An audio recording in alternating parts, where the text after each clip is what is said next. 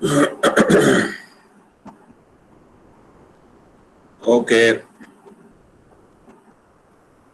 it's 8:10 now, and let's start the module 8, which is about the analysis of kinematically indeterminate frames. This should be kinematically indeterminate frames using stiffness method. We already discussed the analysis of beams, kinematically indeterminate beams by using the stiffness method. And the stiffness method, again, today we will apply it to the analysis of the kinematically indeterminate frames. Topics to be covered in today's lecture will be introduction, prerequisites for using stiffness method, types of frames, stepwise procedure of stiffness method for frame analysis, analysis of non-sway frames, and with this we will solve example 1, 2, 3, and 4 also. So till this bullet we will cover in today's lecture, and assignment obviously 4 will be also part of this today's lecture.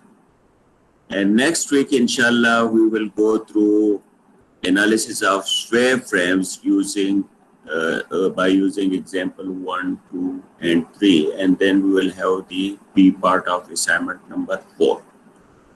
Now these types of frames, so the types of frames we will be discussing in terms of the sway and non-sway frame. What is a sway frame and what is a non-sway frame? We'll discuss them with examples.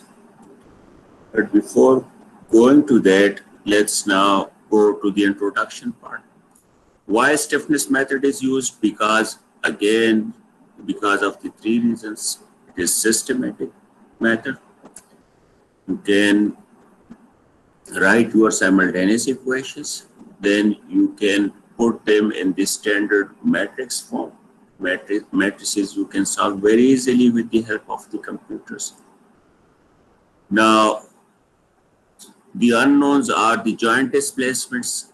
Once the joint displacements are known by using this matrix approach, then the support reactions you can find out, and you can find out the member end actions also, which in case of the frames is axial action, shear, and the moment. Now, the prerequisites for analysis with stiffness method, as we discussed in case of the beams, you must be knowing enough concept of matrix algebra, must be able to find the kinematic indeterminacy of the frame, and you must know the formulas and concepts of fixed end actions for some standard cases. Now, coming to the types of frames on the basis of lateral displacement. Now, you see here lateral displacement. Frames are classified into following 2 types. First is frames with sways. Sway means it can deflect, can have lateral displacement. And frame without sway, it does not have lateral displacement. Now remember, one is buckling, which is the local phenomena of a member.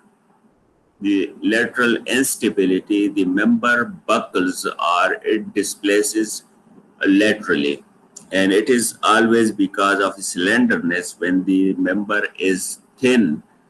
So when you put more axial load, what will go? It will bulge sidewise. But in case of the sway, frame as a whole at that level moves laterally. It has lateral displacement. So one is frame with sway and one is without sway. And without sway always we call non-sway frame also. Non-sway frame means it does not have lateral displacement.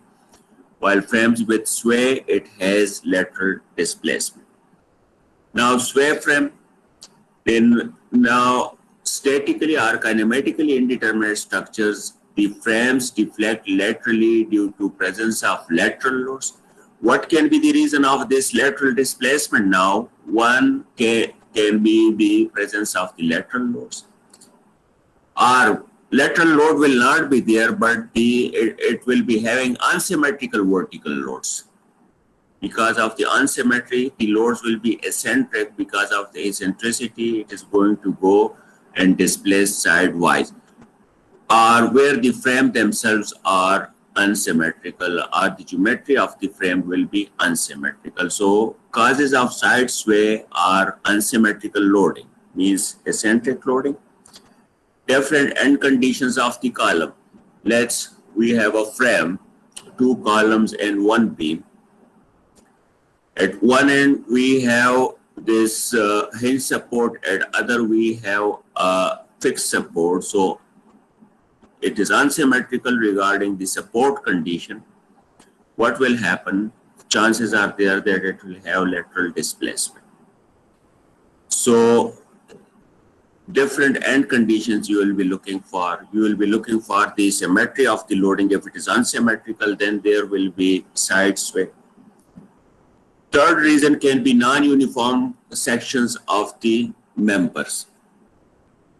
One column, let's say it is having I, the other column is having 2I. Again, it is unsymmetry. So if the geometry is unsymmetrical, there are chances of the side sway. Horizontal loading on column of the frame. Horizontal loading will cause displacement.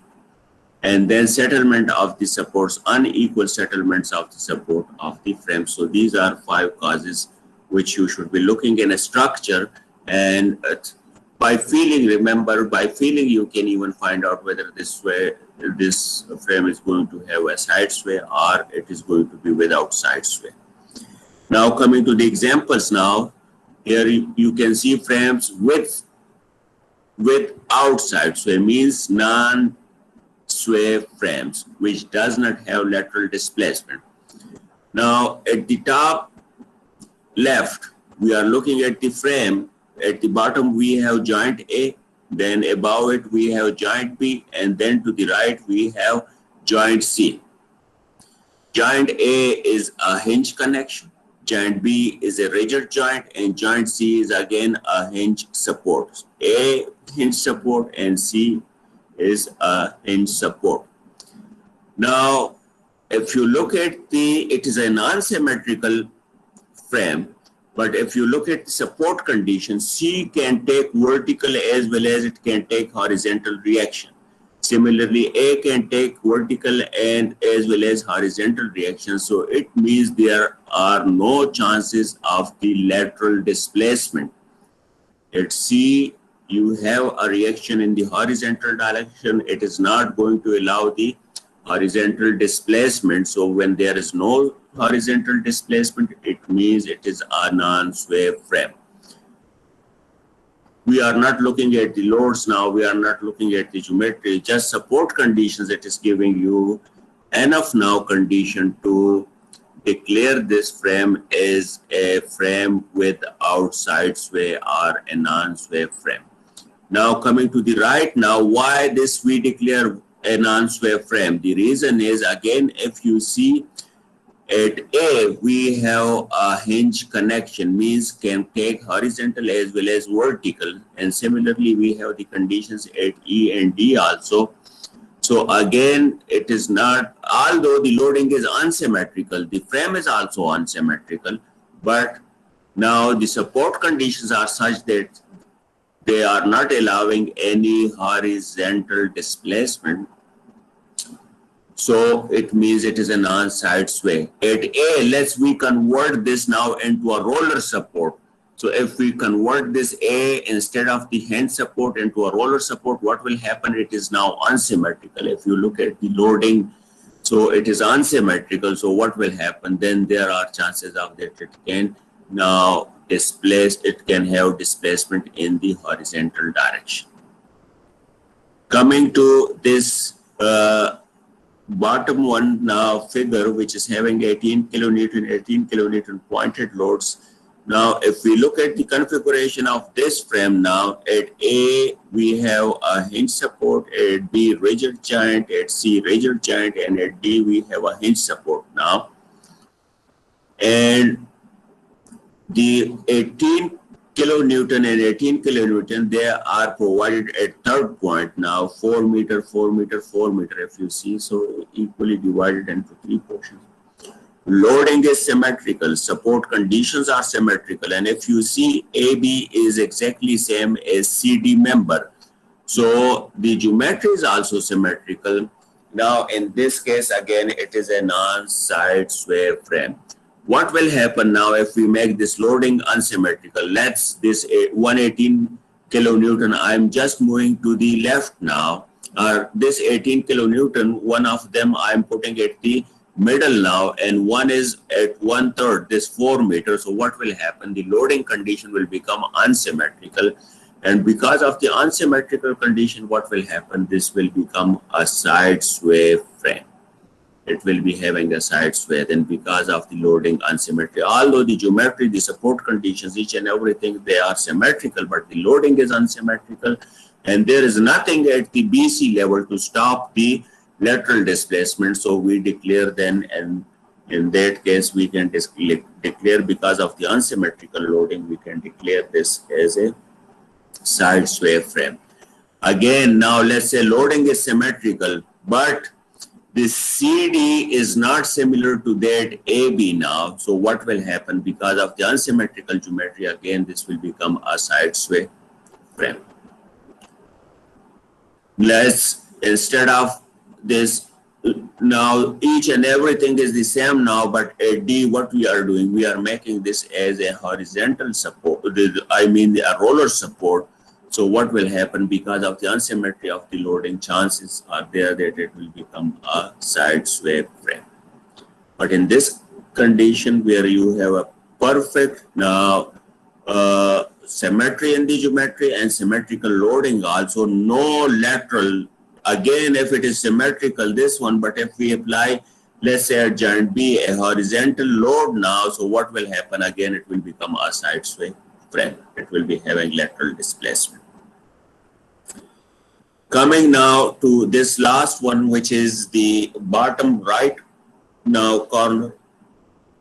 If we look at, we have the horizontal load now for KIP. If you look at member AB, the vertical member, at the center, we have rightward directed 4 KIP load now. If I look at the load now, and if I don't consider the support conditions, so then the feeling is that it will be having lateral displacement. But if you see at side joint C now, here we have a hinge support now, which can take the horizontal load and which will not be allowing the lateral displacement. So that is why we declare this frame, looking at support conditions, we declare this as a non-sway frame with outside sway frame. Although it is having the lateral force now, but C can take and this A can take also the horizontal forces. So we declare this as a with outside sway frame.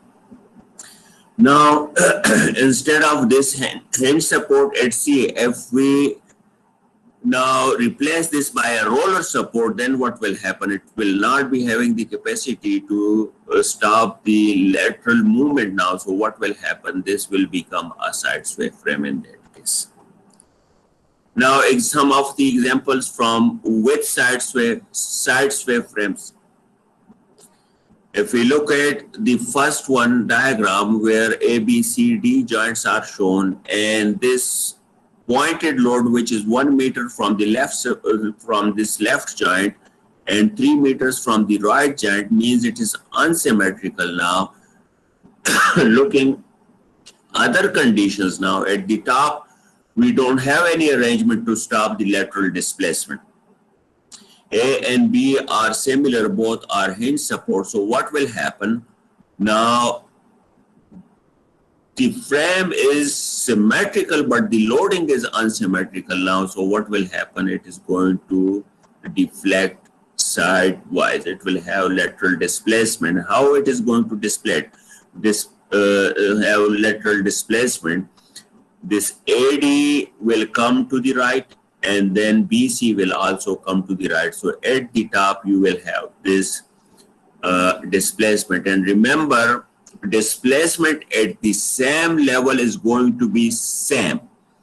Means whatever displacement you have at D to the right, the same displacement you will have at C to the right.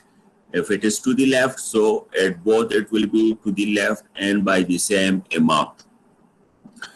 So here now, in this case, the lateral displacement is because of the unsymmetrical loading.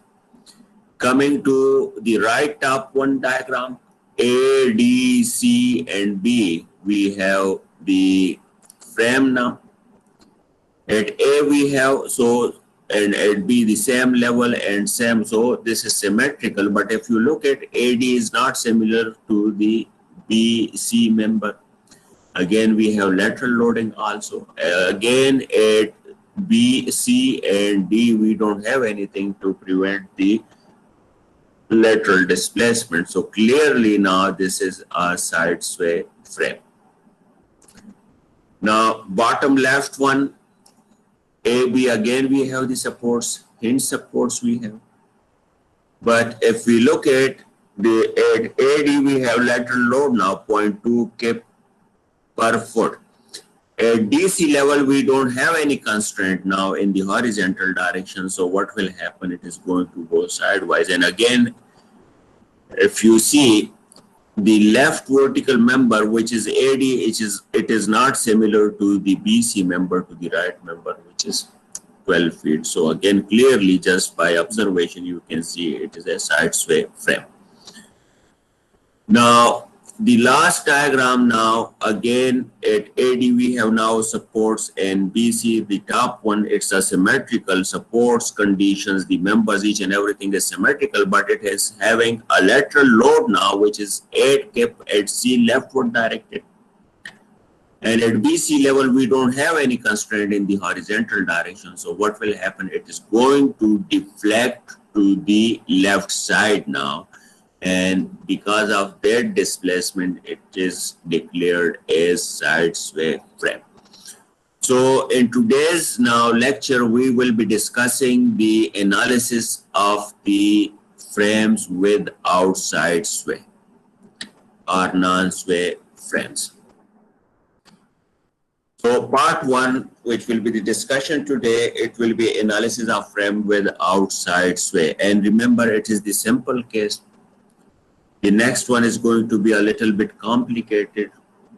Complications in terms of when you have displacement, so it means additional kinematic indeterminacy is coming. And because of this additional kinematic indeterminacy, the kinematic indeterminacy of the structure will be higher, more computational load, and because of more computational load, then more complexity also. So now stepwise solution procedure using stiffness method. Again, remember the steps are exactly the same which we did in case of the beams. And how many steps we were having? We were having step number 1, and where we, based on the kinematic indeterminacy, we identify our unknown D's and we make the AD's matrix, which is corresponding to those unknown D's. So D's, we declare them unknown, their direction and their location we fix, and then corresponding to those, we look for the externally applied actions and we include them as a AD matrix. So AD matrix is constructed in first step. Step number 2, what we were doing, we were constructing the ADL matrix. And what was ADL matrix? Those were the fixed end actions corresponding to the unknown giant displacements and the restraint structure. So step number 2 was about the ADL matrix formation. What was step number 3 now? It was the construction of the stiffness coefficient matrix. And how we make them? We make this stiffness coefficient matrix by applying the unknown joint displacement turn by turn. We allow rotation at that particular point, and we restrain, or we do not allow the displacement at other locations. So when we apply at location 1, first column of the stiffness matrix is generated. When we apply this displacement at point 2, second column of the, and so on. Now remember, in step number 2, while we are generating the ADL matrix, from there we will have to make our AML values also. From there we are going to grab our AML values.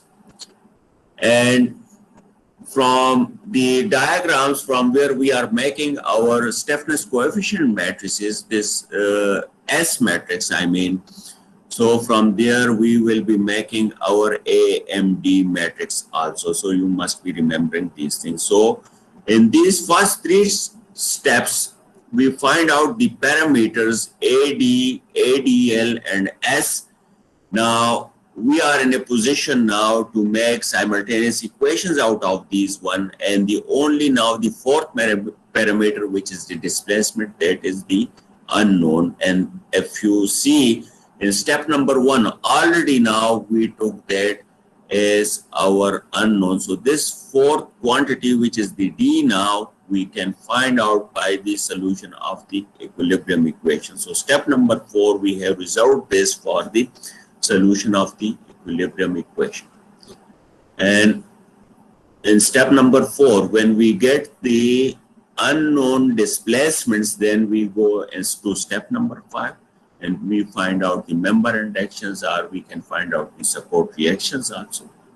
And then in step number 6, what we do, with the help of those known member inductions and support reactions, we draw the shear force and bending moment diagrams.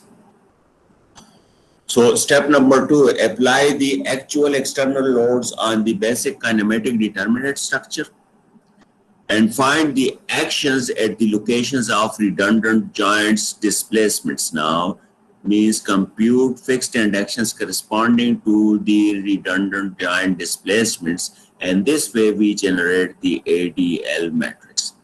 Step number 3, apply the redundant joint displacements on the basic kinematic determinate structure. And what we do as a standardized procedure, we apply only a unit displacement in the positive direction. In positive direction, we say clockwise, let's say rotation is going to be positive. And similarly, corresponding positive clockwise moments also we take positive. So that is how becoming our positive direction. If you want to take counterclockwise as positive, your choice. So correspondingly, the counterclockwise moments will also become your positive actions then. And this way we generate the stiffness coefficient matrix. Remember, from this step number 2, you will be completing your AML values, and from step number 3, you will be completing your AMD values also. Now step number 4, while we have this AD from step number 1, ADL from step number 2, and S from step number 3, now the only unknown is now this D now. So we rearrange this equilibrium equation in terms of this unknown D, and this is becoming now S inverse AD minus ADL. We have all this right hand side, all these 3 parameters, so we can put them in the equation and find out the unknown D's now. Compute the member inductions. So for the member inductions, what is the equation? AM is equal to AML plus AMD times D now, and D already we found here. And after this, then we go and we draw the shear force and bending moment diagrams. Now, with this much lecture now, let me ask you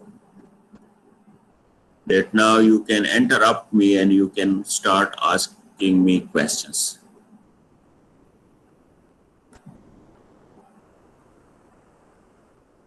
Mr. Sajjad, do you have any question?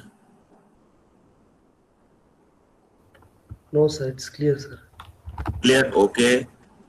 Mr. Anas.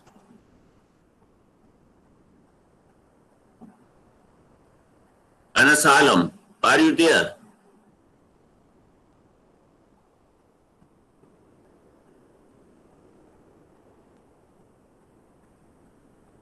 Mr. Jawad Ahmed.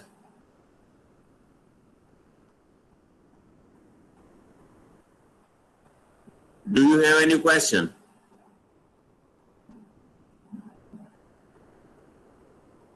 Is your microphone on? Because I cannot hear you, Mr. Jawad.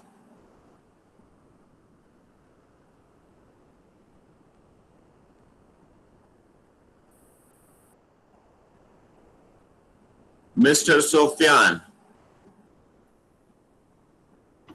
Yes, sir. So, do you have any question? No, sir.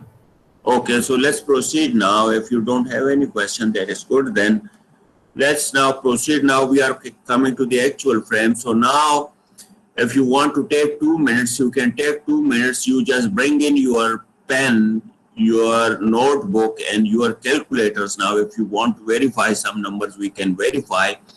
Problem number 1, we will be going very carefully now, and then 2, 3, and 4, we will be running quickly over problem number 2, 3, and 4.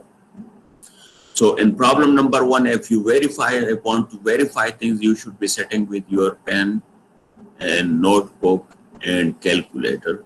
So just take 2 minutes, bring them in, and then I'll start this problem number 1.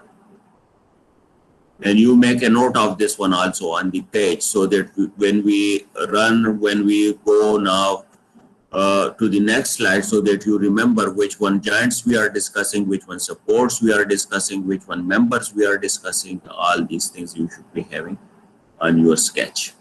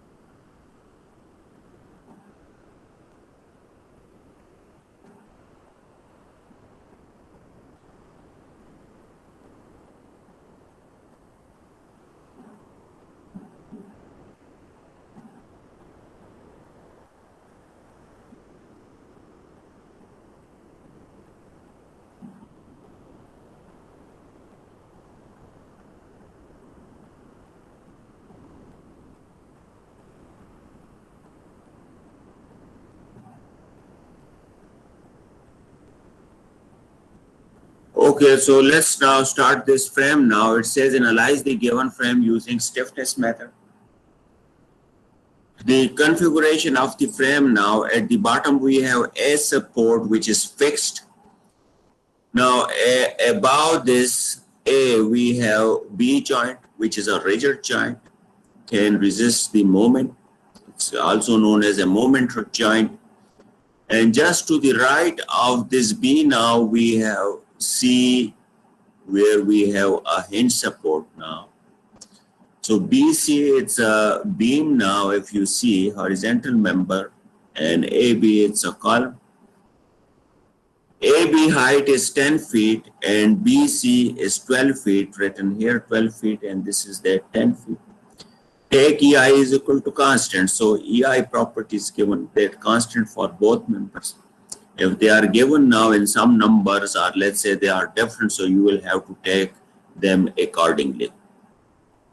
Coming to the kinematic indeterminacy. Why kinematic indeterminacy? Because we are dealing with the stiffness method. So the first requirement of the stiffness method, you must be clear about the kinematic indeterminacy. What is kinematic indeterminacy and how we find it for a structure.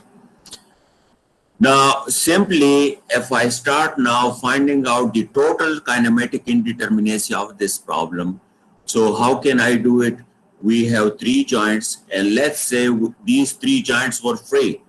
So each joint can allow 3 displacements now. So 3 times 3 is equal to 9 degrees. It was kinematically indeterminate to 9 degrees. But now we have constraints. Out of those 9, now we need to subtract those constraints now. So at A, we have 3 constraints: vertical, horizontal, and then moment also. And at C, we have 2 constraints: vertical and horizontal reactions. So we got 5 constraints now. So this structure is now in this shape. If we take it now according to these supports, members, and each and everything, so it's 9 minus 5 is equal to 4 degrees kinematically indeterminate problem. But now as it is a bending dominated structure, so we can neglect the axial effects now. And if we neglect the axial effects, means this BC is not allowing any lateral this displacement, and AB, the vertical, is not allowing any vertical displacement. So horizontal and vertical both are not allowed. So it means we can take out now 2 displacements out of these 4 displacements. So it means it is becoming kinematically indeterminate to 2 degrees. And what are those 2 degrees now? It is just a rotation at this joint B, and it is rotation at this joint C. So at the bottom now you see this kinematic indeterminacy 2 degrees, and when 2 degrees, when we neglect the axial effects. If we take these axial effects, then it is a 4 degrees indeterminacy. Now, so now 2 redundant joint displacements should be chosen, and what will be those 2 unknowns? It will be theta at B and theta at C. But we will make a general notation for this, and instead of thetas and deltas, what we do, we write them in terms of the D's now. So next slide, if we go now, so here now we identify our unknown joint displacements now. So step number 1 is selection of redundant joint displacement. Redundant joint displacement means the unknown joint displacements, and assign coordinates to those locations. Also compute AD values. When you give them their labels, then you are in a position to make your AD corresponding AD matrix also.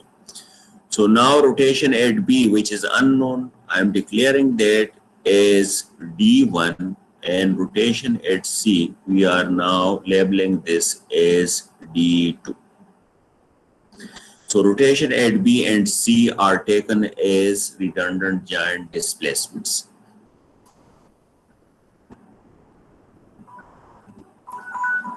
I'll be with you in a second. I've got a phone call. Hello. Assalamu alaikum.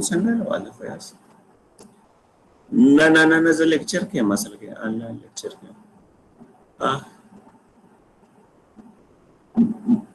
ना माता बिल्कुल रागला खुशो पे लगलेट राजा muscle के ज़माने der कारुना दिया पक्की देश सबा सार वक्ती बैर राजा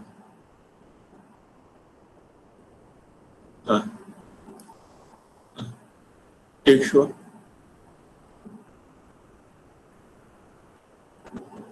हाँ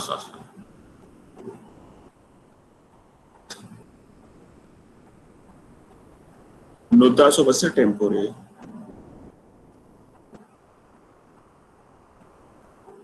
जब अस्टिक जब कोशिश को मैं सिद्धरे सलोर बजू मैं इसको गराशा जब कोशिश कौन को करने में खैर लगना वक्त दमा कारों में देते ठीक है ज सही ना राजम को राजम इंशाल्लाह खुदा सिद्धरे बजू पहुंच अस्सलाम वालेकुम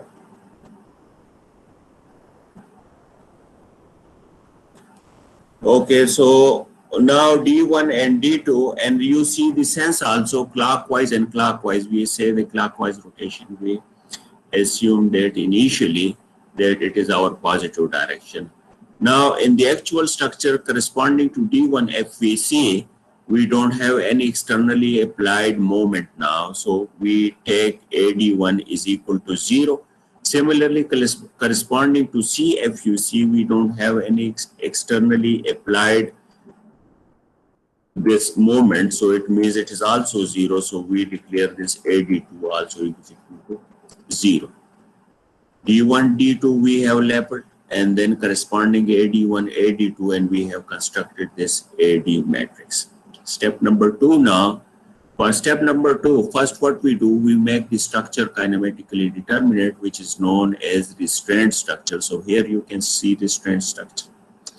At B, what we are doing, we are putting a fixed support. You can put, obviously, you can put it in the vertical, so it's fine. This is just to make it visible. I put this in the inclined position. And then at C also, you put this fixed support. It's now a restraint structure. Why restraint? Because none of the joints is allowing any kind of displacement. Next, now we come to step number 2. Now, after getting this restraint structure, we load it with the actual load. So restraint structure acted upon by the actual loads, and we find out the member and actions. Remember, if I was interested only in the ADL matrix, so what were the numbers which we should be finding? We should be finding the moment now at this joint B and the moment at this joint B now because of these externally applied loads. That will give me my ADL matrix and the moment at C. Now only these 3 numbers were required. But now why I'm going in such a detail now, all the member and actions we are finding out. Why? Because rest we are going to use when we go to the AML matrix. So that is why here clearly I am writing all the member and actions.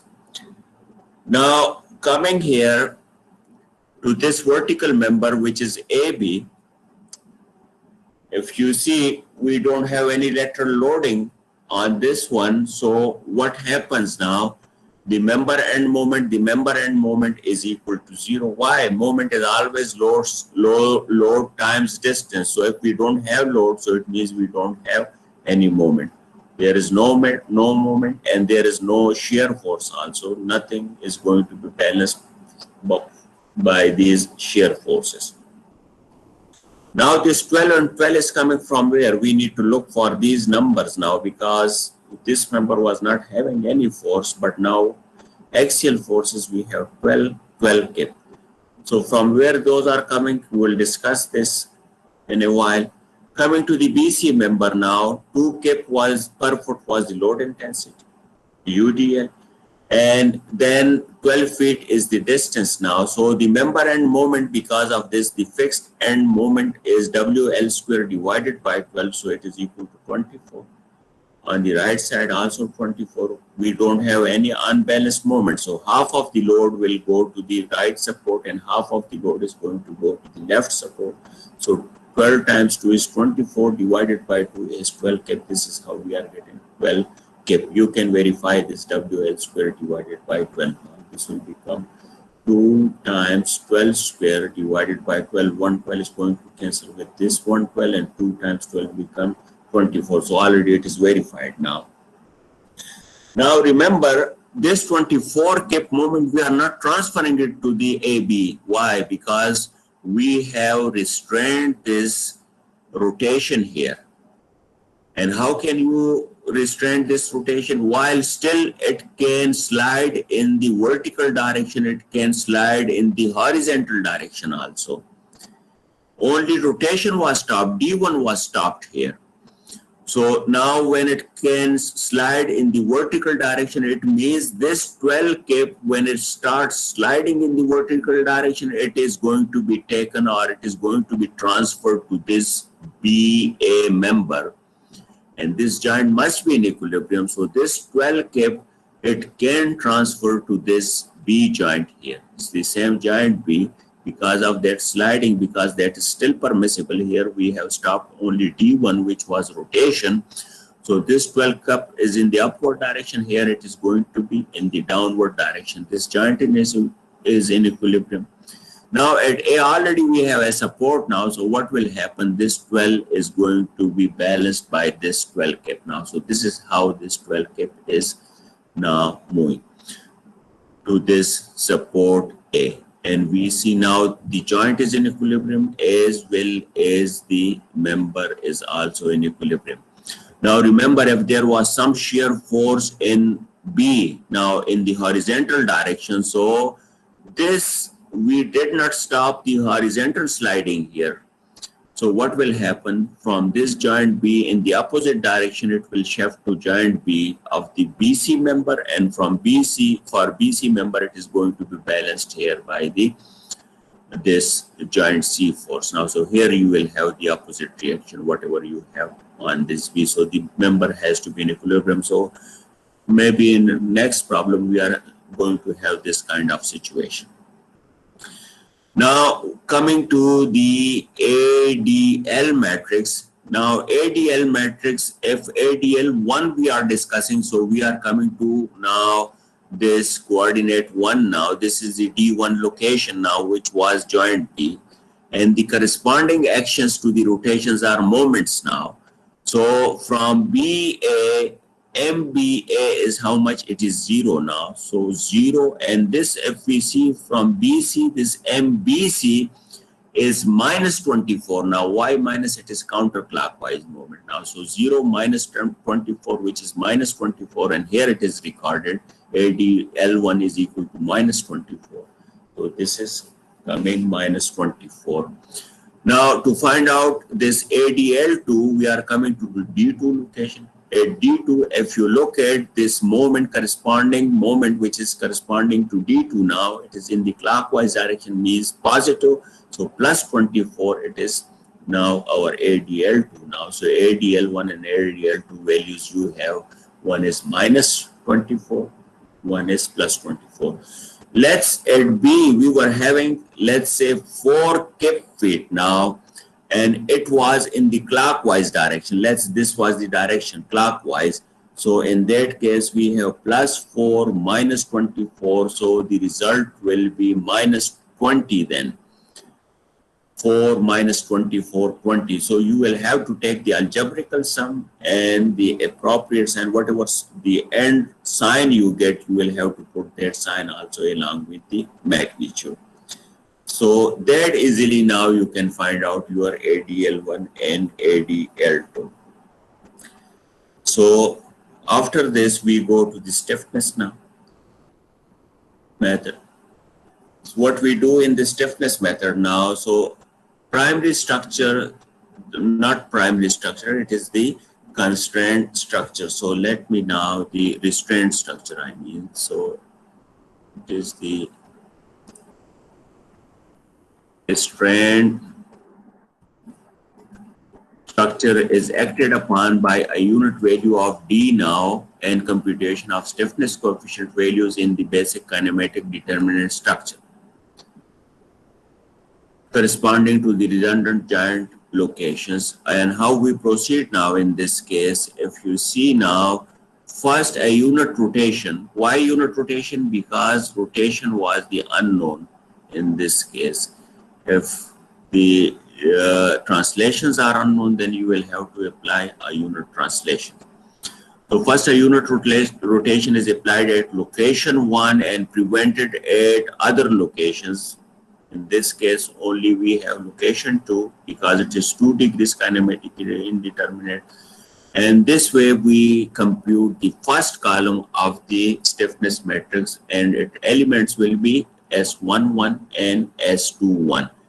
S at 1 due to 1 and S at 2 due to 1. Why? Because at one location we have applied the unit displacement. And then it is followed by the application of the unit displacement corresponding to location 2. And what we do for rest of the location, we keep them locked. And this way we generate the second column, which elements will be S12 and S22. Now let's demonstrate now these two steps for the 2 steps of step number 3 for this particular problem. If you see now, we have that A, B, and C. At A, what we are doing now, we are providing that unit rotation. So you can see theta is equal to 1 and theta is equal to 1. Why this deflected shape? Why not the other way around? This bulging is going up. Now, instead of this concave, we have convex here. And this is now to the right we have. So what will happen when you start tangent now to that new deflected shape? What will happen from the initial stage if we start and if we move this cursor? So it means it is because of the counterclockwise rotation, which is against our now assumption. Our assumption was clockwise direction was positive. So here you can see to the deflected shape for this beam, if we draw this green line as a tangent, it is a clockwise direction. Similarly, for the vertical member, this deflected shape at B, if we draw a tangent, this green line you can see. So again, it is a clockwise direction now. Clockwise and clockwise for both one. So this is according to our assumption. Now, if you see these original members which are shown in red lines, the straight lines, this vertical and this horizontal making a 90 degrees. But if for the deflected shape now, if you see again these green tangents, again they are making 90 degrees with each other. And this is the property of the rigid joint now, that it rotates by the same amount.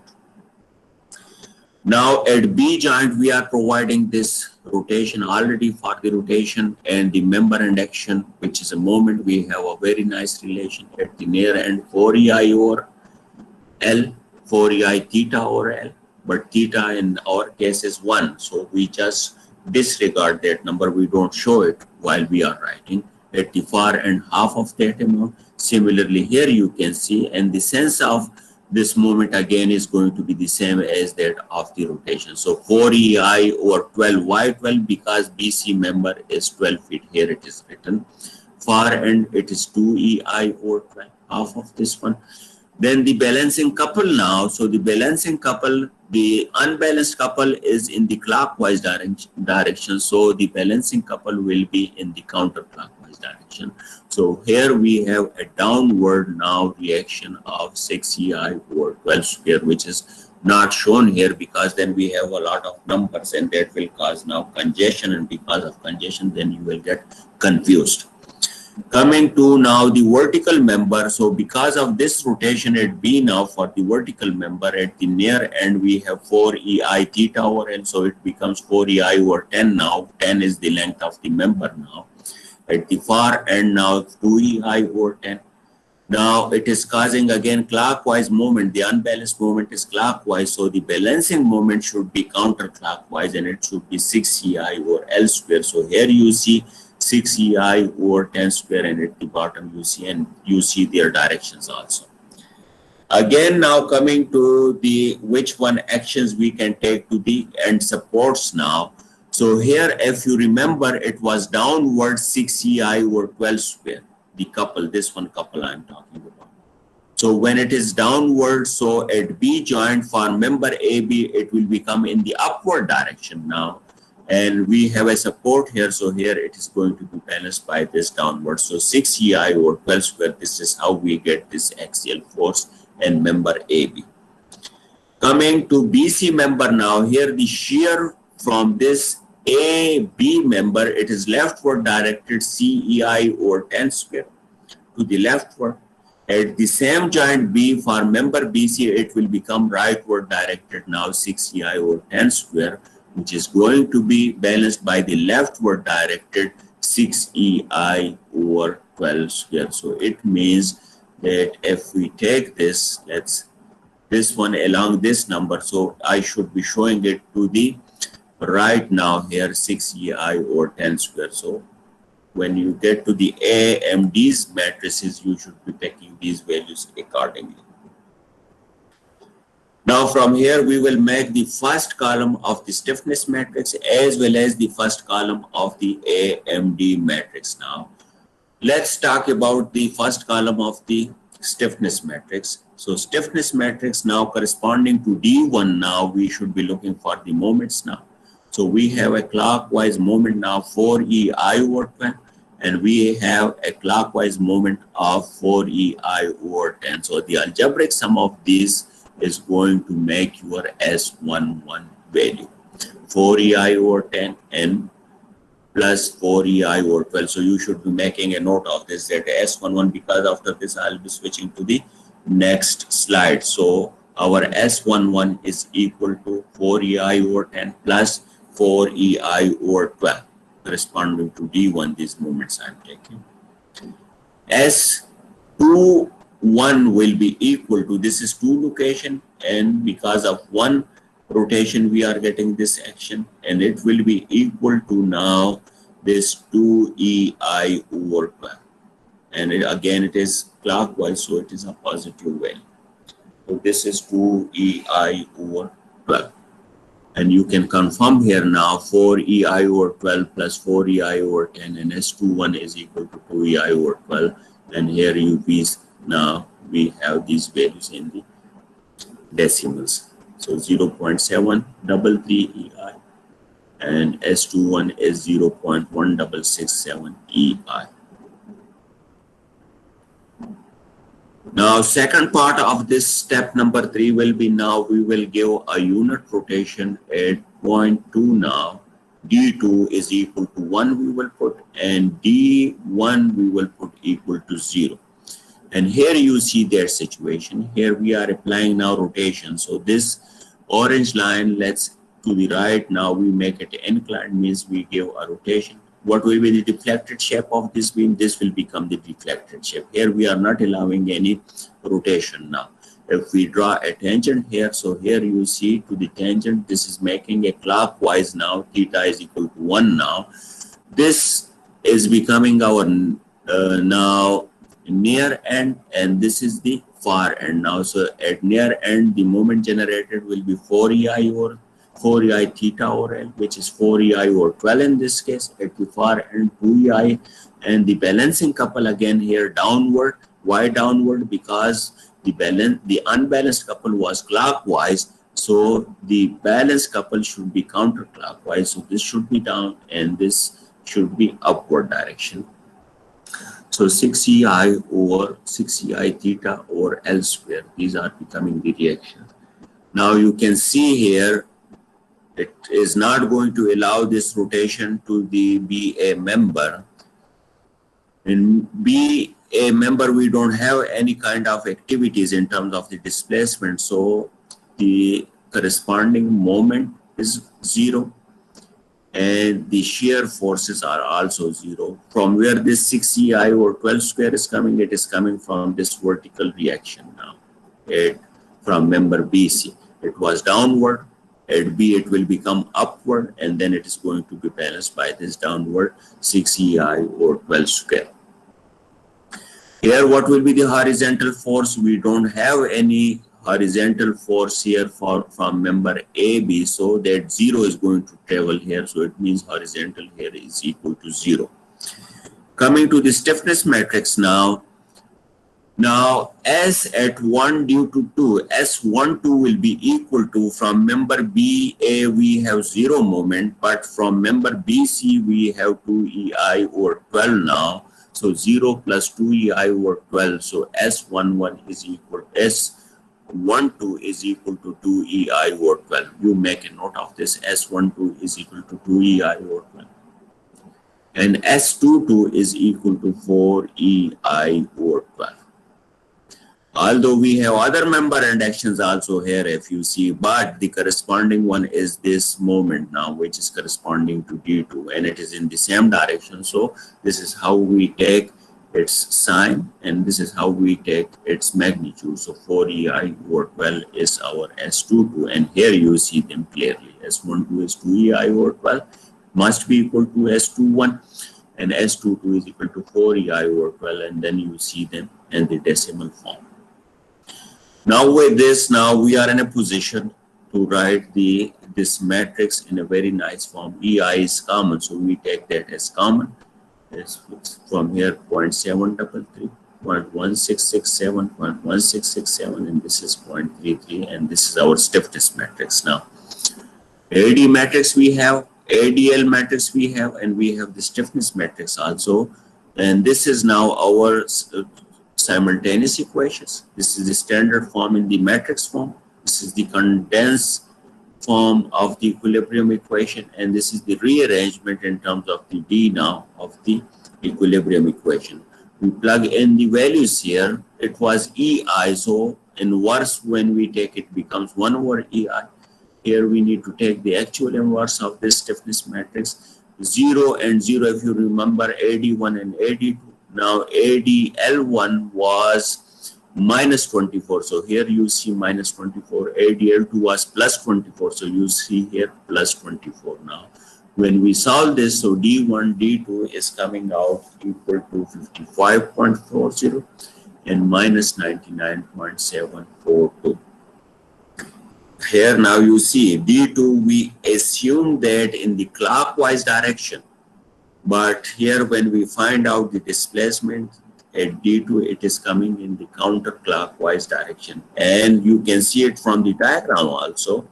If we go back to the diagram, so what will happen if we go to the original one? This is the original one. How this beam is going to deflect? This is going to deflect this one, concave shape here at near this support, see, because of this loading. So now if we draw a tangent, and if we draw now a curve now starting from the original position to the deflected position, so you see here how this actual rotation is going to be. It is going to be counterclockwise. That is why our initial assumption, which was this way, which was convex near this C, that is wrong now, because that was because of the clockwise. So from here now you can check the flexibility also, that initially how much you are now, there is flexibility to assume your direction. Finally, what will happen at the most? If it is wrong, you end up with the negative sign. So this gives you the sense of the deflected shape also, how the deflected shape of the this frame will be looking.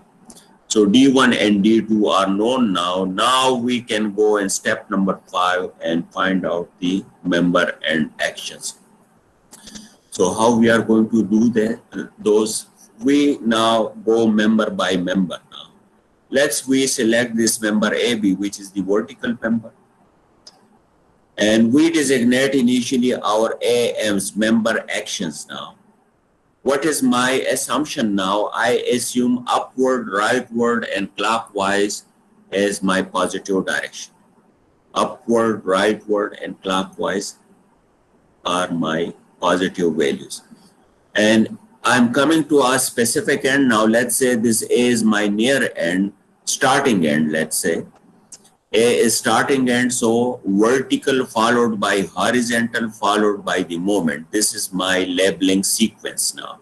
AM1, AM2, AM3. First, I assume my positive directions, upward, rightward, and clockwise direction. Then I designate a starting end, let's say is my starting end, and then I start labeling. So let's upward followed by rightward followed by the moment. That is my labeling sequence now. So then I go to the far end, again upward, rightward, and you see the moment, which is clockwise direction. So AM1, 2, 3, 4, 5, 6. Remember, in this sequence now, we are bound after this to follow the same sequence for the AMLs and for the AMDs also. You can start this from the horizontal adjoint A. Let's say this is your AM1, this is AM2, this is AM3, or you can start from the moment also. But then that sequence has to be followed for the AMLs and for the AMDs also. Now, AMLs, from where we are going to pick our AML values, we are going to pick those from where we generated our ADL values, which was restraint structure under the actual loads. And remember what was there? This 12 and this 12 cup we discussed this was coming from the horizontal member. This is the same situation. Now the same, you don't need to redraw again this one. You just show that these are my A, M, 1, 2, 3, 4, 5, 6, because 6 member and actions are in a member. At each joint we have 3 actions: axial, shear, and moment. And similarly at the other joint we have the same 3 kinds of actions. And straight away now you start making your AML matrix. Now this is just to show you. So now you see this AML1 is exactly pointing to the AM1 location, AML2 corresponding to AM2, and this is corresponding to AM3. Now AML1 is how much? This direction already we found with the help of the applied loads, and it is same as our positive direction. So AML1 is becoming equal to 12, which is shown here in the matrix. AML2 we don't have any horizontal, so it is 0. AML3 we don't have any, so it is 0. AML4, it is in the downward direction now, opposite to this positive direction. So it means this 12 we need to put this with the negative sign now, because this is not matching to our assumed positive direction. AML4 now minus 12 you see. AML5, it is this horizontal, which is 0. AML6, it is 0. So that quickly and easily we can find out our AML matrix for this member AB.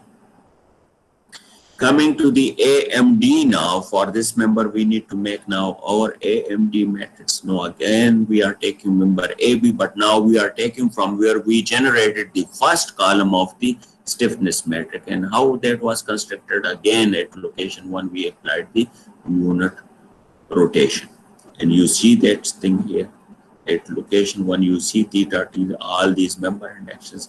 Now you can see again where is the reference for these designations. The reference is again where we selected our AMs.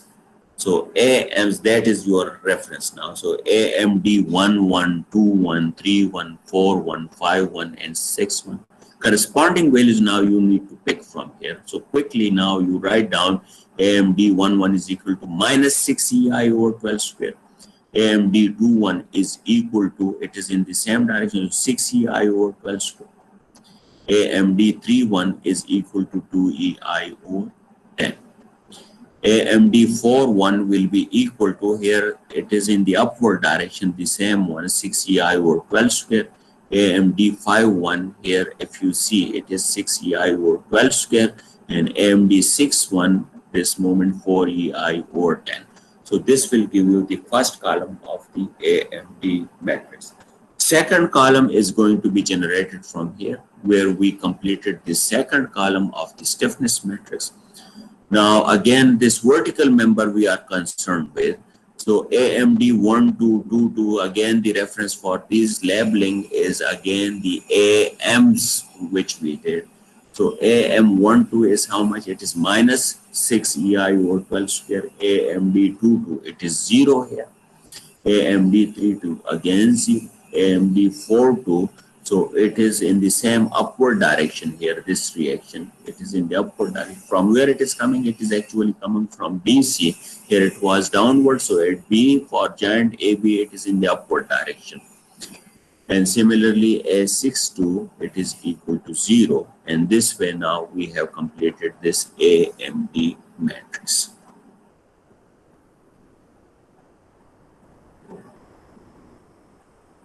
Now we have AML values, we have AMD values, we have D values also. So we can put this in this equation form. Look, with the actual signs, you will have to put those D's, the unknown D's. Remember, this was 55.40 minus 99, and it was 1 divided by EI. And these values are EI times these values. So EI times 1 over EI, they will cancel each other. And we are left with these solid numbers now.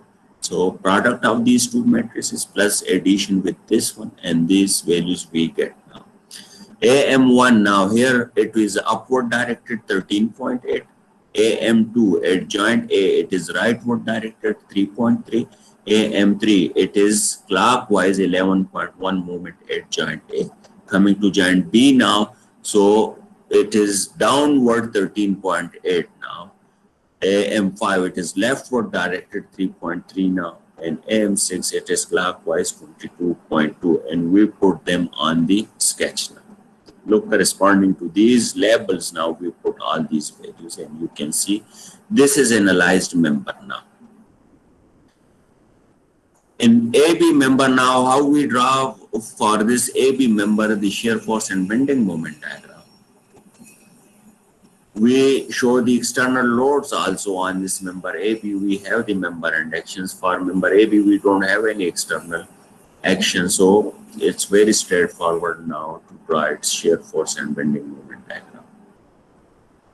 3.3. So we are coming to the right because of this 3.3 shear. We don't have any load in between, so it is becoming constant. 3.3, the same magnitude here we have. And because of this 3.3, we are coming to the left. So we got this closed loop now. Because of this 11.11, we are coming to the left. And because of this 22.2, we are coming to the right. This is 0 degree. It should be 1 degree. We are joining these points, and this is becoming the bending moment diagram for member AB.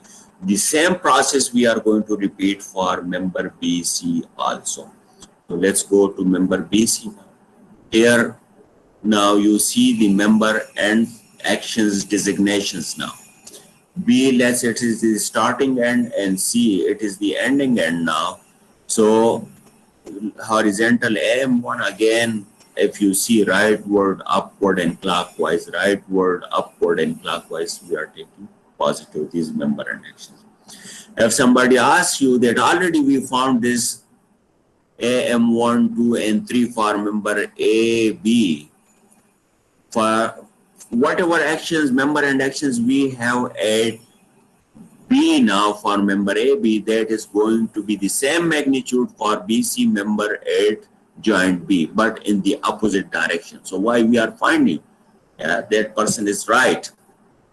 We don't need to find this again. But let's, from the start, you are starting from member BC. So in that case, you will have to find out these values, or you can use these values, these joint B actions, as your verification, whatever you did for member AB. So that will verify those values.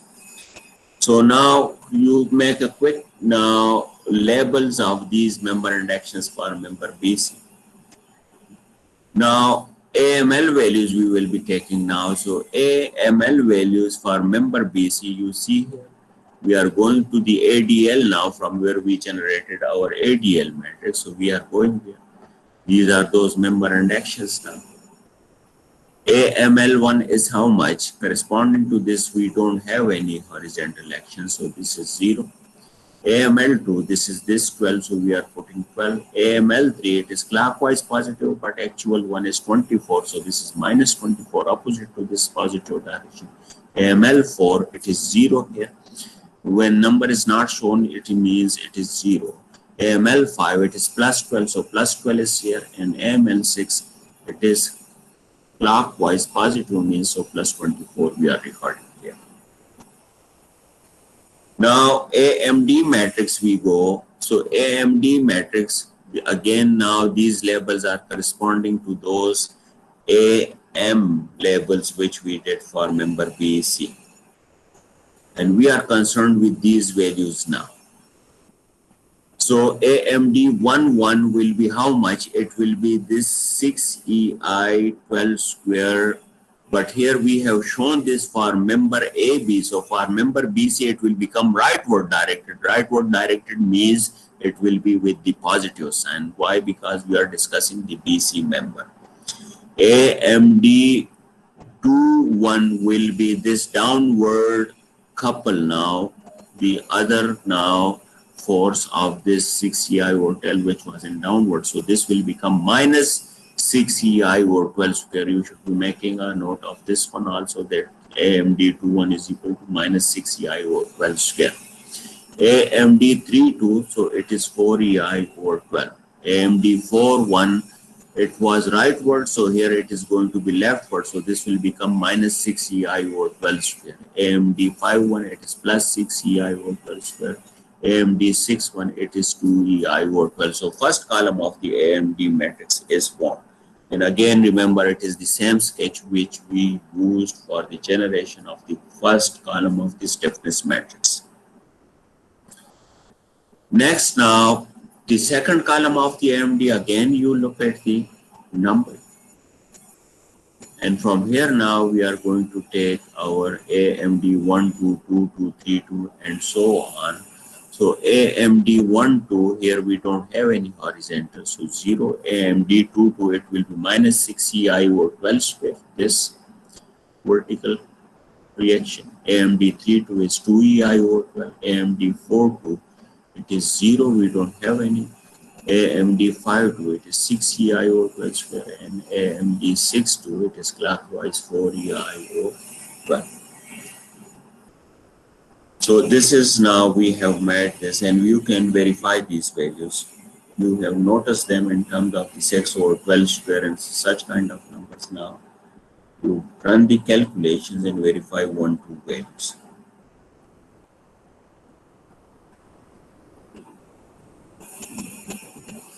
And if you have any questions, so before the break, you can ask me the questions.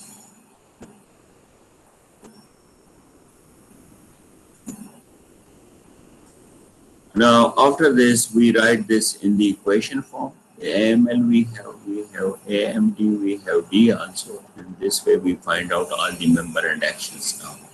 These member and actions now we put them on the sketch. Now, so here now we have put all those values. If you check this joint B, it is exactly the same magnitude which we were having for BA member, but in opposite direction. So all the support reactions and member and actions note. Now we are in a position to draw the shear force and bending moment diagram for this one. So this is the routine matter now, drawing the shear force and bending moment diagram.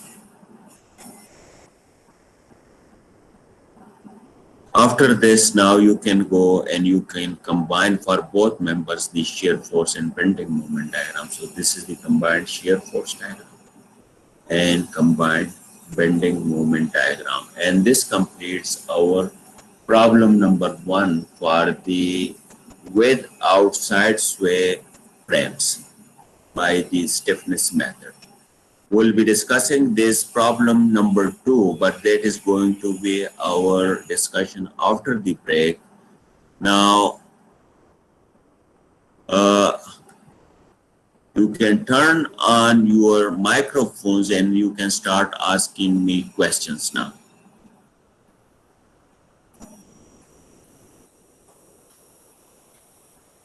I'll give you 1 minute. If in 1 minute, if you don't ask me any question, then I'll assume you are clear about the topic.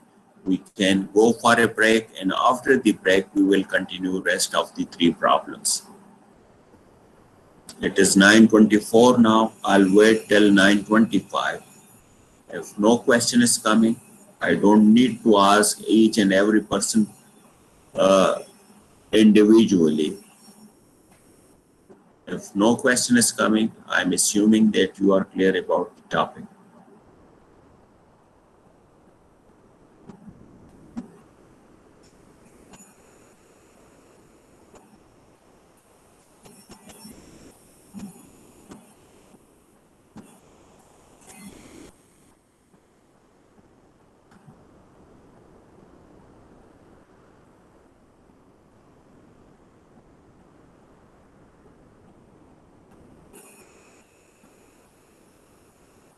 Okay, so we stop here now and we will continue. Now it is 9:25 now, so you should be back by 9:45. We have a 20 minutes break now. So you should be back by 9:45.